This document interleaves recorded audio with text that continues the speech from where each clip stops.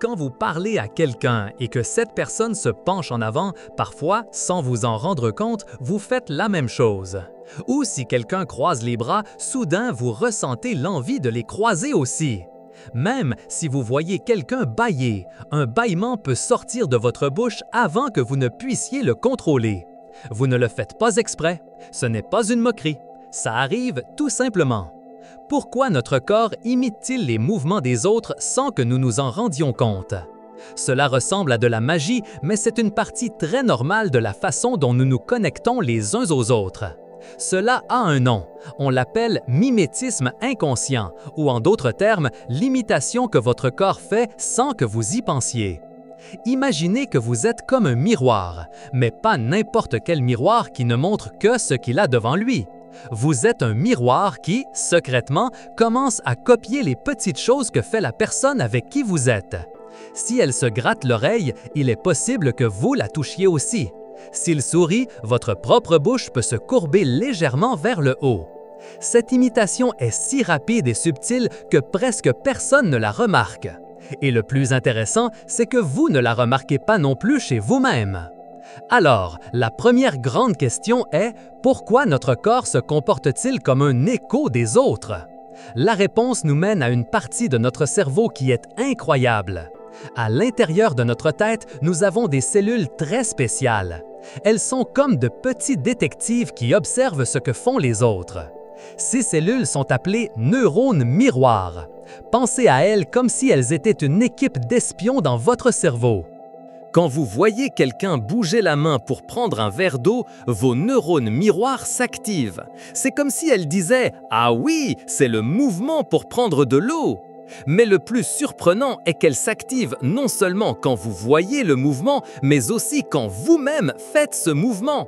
C'est-à-dire, ce sont des neurones qui ressentent et comprennent autant ce que font les autres que ce que vous faites.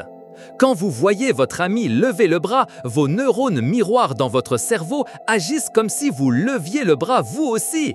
Ce n'est pas juste pour le lever vraiment, bien sûr, mais dans votre tête, une partie de vous est en train de vivre ce mouvement. Cela n'arrive pas seulement avec des mouvements simples, cela arrive aussi quand nous voyons les émotions de quelqu'un. Si quelqu'un rit de bon cœur, vos neurones miroirs vous aident à ressentir cette joie. C'est pourquoi parfois un rire est contagieux ou un bâillement, parce que vos neurones miroirs sont en train de travailler. Elles sont comme la colle invisible qui connecte ce que vous voyez avec ce que vous ressentez et ce que vous faites. Grâce à ces neurones, nous ne copions pas seulement les mouvements, nous comprenons aussi ce que ressentent les autres personnes. Alors, le deuxième mystère que ces neurones nous aident à résoudre est « À quoi sert d'avoir une équipe de miroirs dans notre cerveau ?» Ce n'est pas juste pour copier, c'est pour mieux nous comprendre. Imagine que tu es un bébé. Quand ta maman sourit, tu ne sais pas ce qu'est un sourire, mais tes neurones miroirs s'activent et t'aident à ressentir quelque chose de bon. Et ensuite, tu souris aussi. C'est comme ça que tu apprends. Les neurones miroirs nous aident à apprendre des autres. Elles nous aident à comprendre leurs intentions. Si tu vois quelqu'un lever la main pour te saluer, tes neurones miroirs te disent « Ah, il va saluer !» Tu n'as pas à penser « Que va-t-il faire avec cette main ?» Tu le comprends instantanément. Ainsi, la communication est beaucoup plus rapide et simple.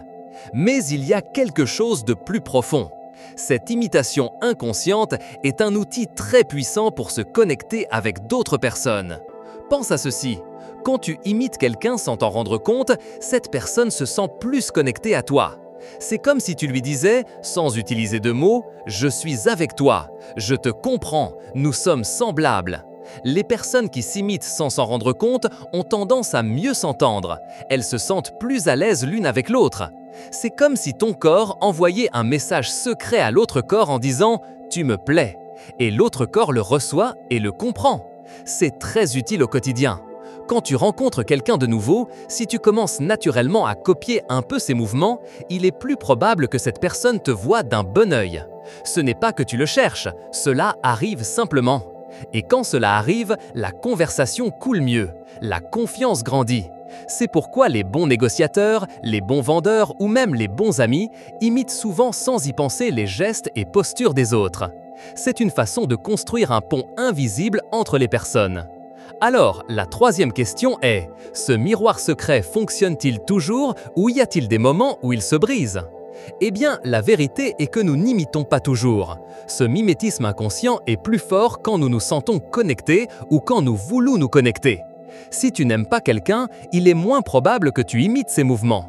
Ou si tu es dans une position de grand pouvoir, comme un chef donnant des ordres, tu n'imiteras peut-être pas tes employés. Parce qu'à ce moment-là, l'intention n'est pas de créer un lien égalitaire, mais de donner une direction.